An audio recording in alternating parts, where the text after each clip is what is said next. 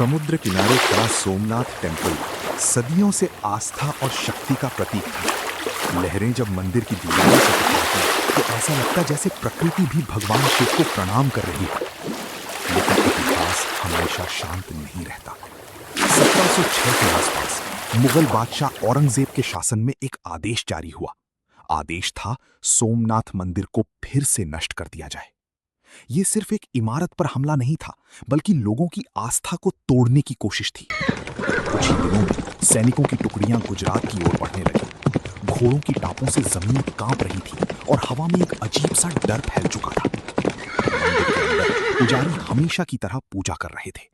उन्हें आने वाले खतरे का अंदाजा तो था, लेकिन उनका विश्वास उससे भी मजबूत था। दीपक जल रहे थे, शंख की आवाज गूंज रही थी, और तभी अचानक शोर उठा। सैनिक मंदिर के दरवाजों तक पहुंच चुके थे। भारी हथियारों से दरवाजे तोड़े गए और कुछ ही पलों में शांत वातावरण चीखों और अफरा तफरी में बदल गया। मंदिर के स्तंभ गिरने लगे, पत्थर टूटने लगे, और देखते ही देखते वो भव्य मंदिर एक बार फिर खंडहर में बदल गया। लेकिन कहानी यहीं खत्म नहीं होती। समय बीतता गया। सालों तक सोमनाथ खामोश रहा। टूटी दीवारें, बिखरे पत्थर, सब उस दर्दनाक घटना की गवाही देते रहे। फिर भी लोगों की आस्था कभी नहीं टूटी।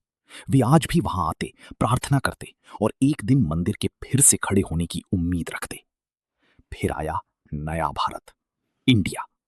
आजादी के बाद एक मजबूत फैसला लिया गया।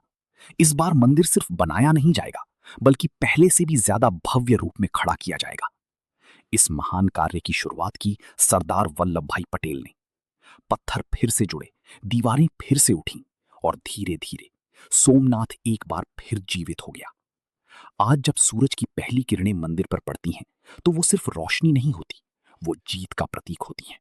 जीत आस्था की, जीत हिम्मत की, और जीत उस विश्वास की जिसे कोई ताकत कभी तोड़ नहीं सकती। अंतिम संदेश: मंदिर टूट सकता है, लेकिन आस्था कभी नहीं।